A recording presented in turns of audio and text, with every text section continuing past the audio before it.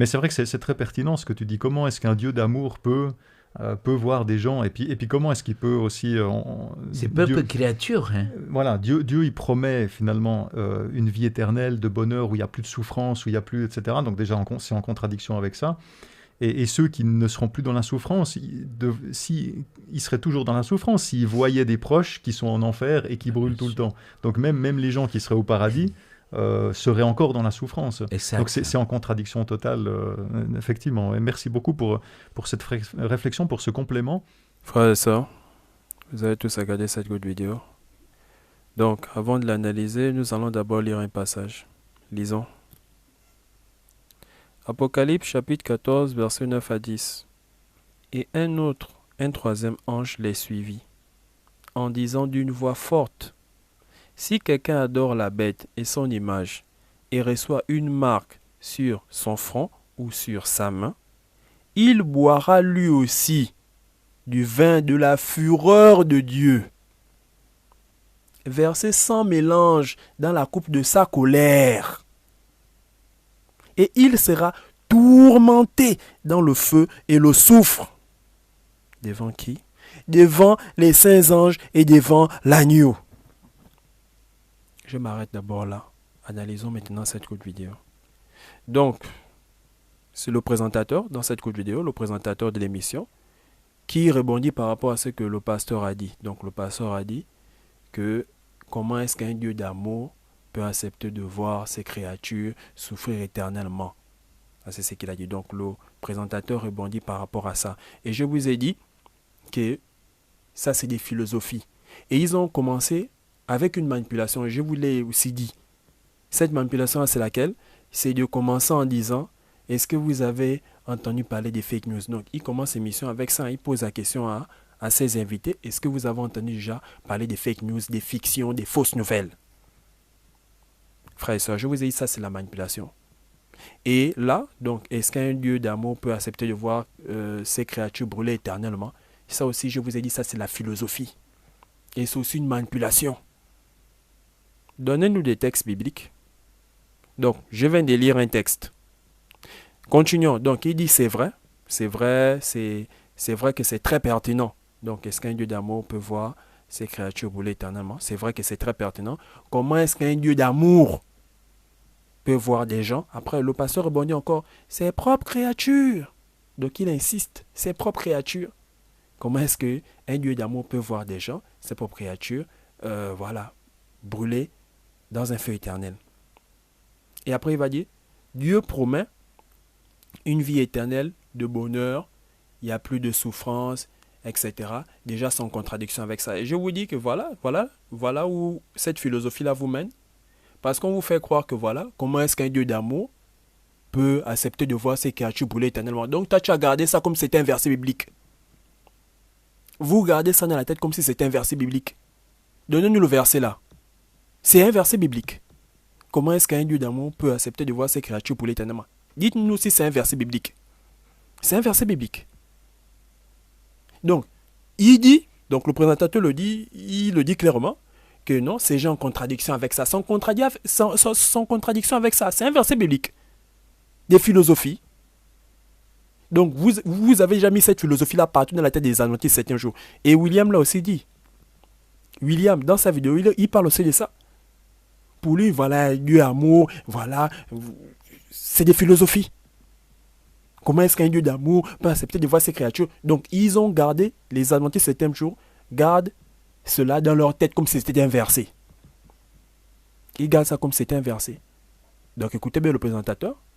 Il dit, Dieu nous promet une vie éternelle de bonheur et tout, il n'y a plus de souffrance. Déjà, sans contradiction avec ça. Donc, sans contradiction avec la parole. Frère. Donc, cet argument-là est en contradiction avec la parole. Dites-nous si c'est un verset biblique. Dites-nous si c'est un verset biblique. Voilà comment est-ce qu'un Dieu d'amour peut accepter de voir ses créatures brûler éternellement. Dites-nous si c'est un verset biblique. Si ce n'est pas un verset biblique, arrêtez. Et là, c'est une manipulation. Je vous dis, c'est la philosophie. Et eux, ils ont pris ça comme un verset biblique. Ils disent sans contradiction avec ça. Sans contradiction avec quoi? Comment est-ce qu'un Dieu peut voir ses créatures brûler éternellement? Comment est-ce qu'un Dieu d'amour peut voir ses créatures brûler éternellement? C'est un verset biblique. ou c'est une philosophie des adventistes du 7e jour? C'est une philosophie, donc vous prenez une philosophie pour un verset biblique. Ça existe tout. Montrez-nous ça. Voilà, le verset là dit, voilà, comment est-ce qu'un Dieu d'amour peut voir ses créatures brûler éternellement. Moi, je viens de vous lire un passage. Je viens de vous lire un passage clé. Regardez, on prend déjà une philosophie pour un verset biblique. Dieu nous promet une vie de bonheur, il n'y a plus de souffrance. Déjà ça, c'est en contradiction avec ça. Donc il prend la parole, hein. Dieu nous promet une vie de bonheur, donc il promet la vie éternelle à ceux qui vont, à ceux qui vont marcher derrière le Christ, à ceux qui vont faire sa volonté. Mais il amène cette philosophie-là pour dire que non, mais pour nous là, un Dieu d'amour ne peut pas voir ses créatures brûler éternellement dans le feu. Éternel. Donc c'est en contradiction avec ça. Donc c'est comme si c'était un verset biblique. Quand je vous dis c'est la manipulation, je ne fais qu'insister sur ça. Et après il va ajouter, donc, et ceux qui ne seront plus dans la souffrance, ils seront toujours dans la souffrance s'ils voyaient leurs proches. Vous voyez des philosophies. Dites-nous si l'argument que le pasteur a donné là, c'est un verset biblique. Dites-nous si c'est ça. Donc tu veux comparer ta philosophie avec un passage et la promesse de Dieu. Mais vous avez des problèmes. Donc là, je viens de lire Apocalypse chapitre 14, versets 9 à 10. Expliquez-nous. Et c'est des gens, ils vont toujours vous dire, non, sous la scriptura, nous, c'est la parole. Mais quand on vous suit de près, on se rend compte que vous laissez la parole à côté.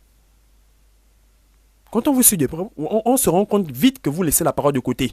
C'est des philosophies. Donc, et ceux qui ne seront plus dans la souffrance, donc les sauvés, seront toujours dans la souffrance. Vous voyez encore des philosophies.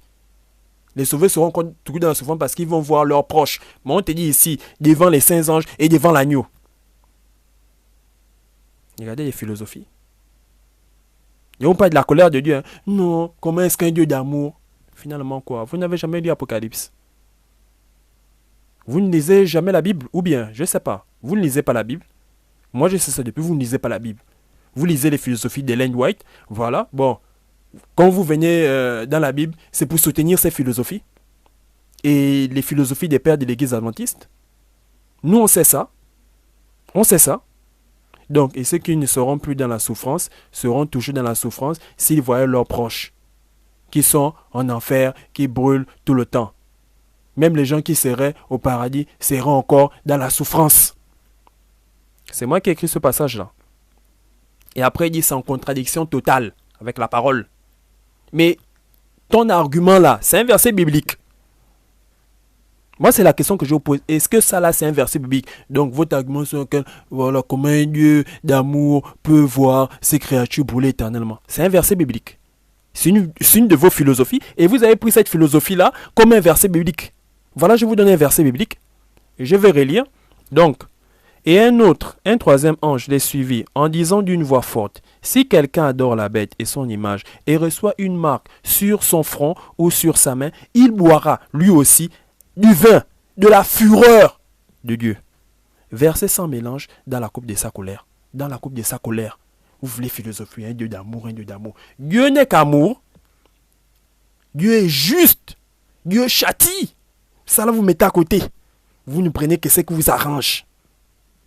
Et on vous dit ça. Non, là, beaucoup vont voir, frère, tu n'es pas amour. Des philosophies. Vous croyez que moi, je suis dans le monde des bisounours? Je ne vis pas dans le monde des bisounours. Donc, il boira lui aussi du vin de la fureur de Dieu, versé sans mélange dans la coupe de sa colère. Et il sera tourmenté dans le feu et le soufre, devant les saints anges, devant les saints anges et devant l'agneau. L'agneau, c'est qui?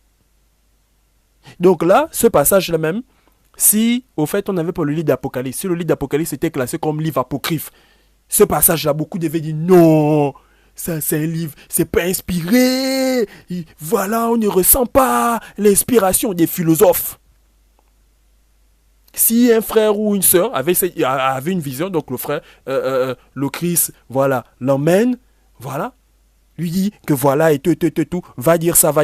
Donc le frère vient vous dire, voilà, et il boira, lui aussi le vin de la fureur de Dieu, Je reprends. Il boira lui aussi du vin de la fureur de Dieu, versé sans mélange dans la coupe de sa colère, et il sera tourmenté dans le feu et le soufre. Devant les saints anges et devant la nuit, ils vont dire non. Dieu amour.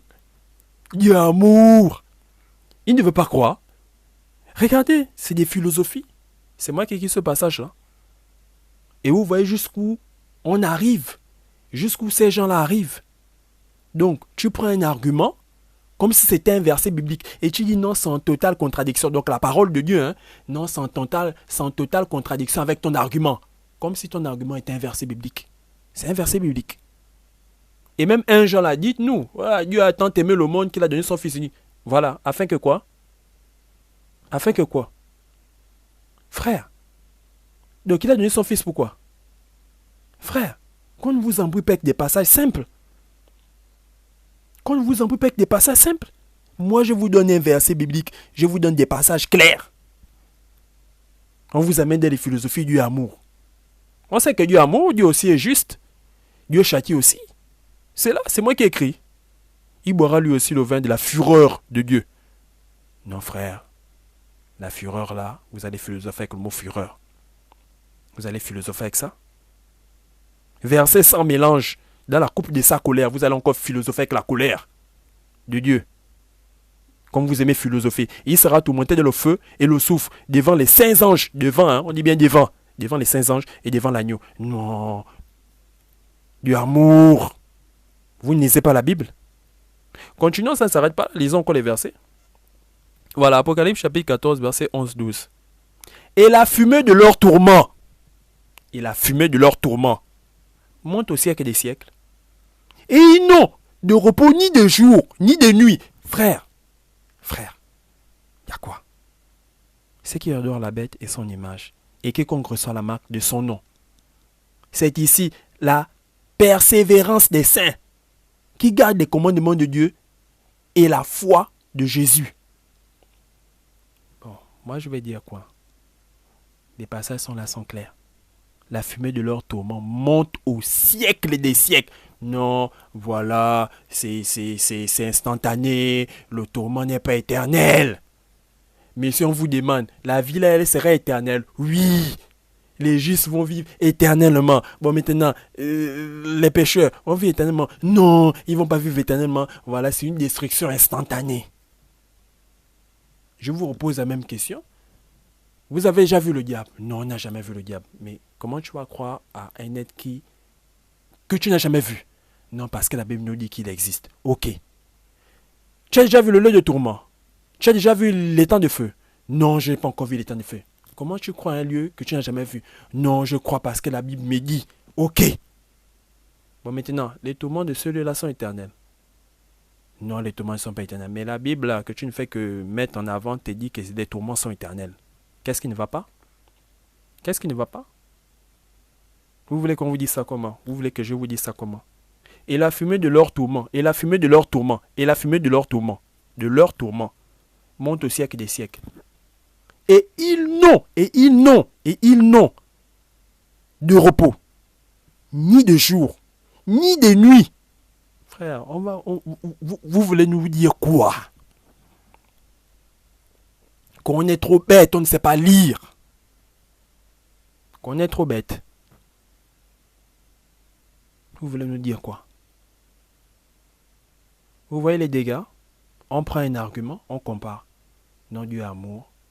Et c'est très pertinent ce que tu dis. Oui, c'est en totale contradiction avec ça. Parce que Dieu nous dit, il nous promet une vie éternelle. Mais comment est-ce que ceux qui seront sauvés seront toujours dans la souffrance parce qu'ils vont voir leurs proches brûler éternellement? Des philosophies. Des philosophies. Donc vous prenez votre philosophie, vous venez comparer. Non, c'est en totale contradiction. C'est en contradiction avec ta philosophie, c'est pas en contradiction avec la parole. C'est pas en contradiction avec la parole. C'est en contradiction avec votre philosophie. Donc, le salut est personnel, frères et sœurs. J'insiste sur ça. Le salut est personnel.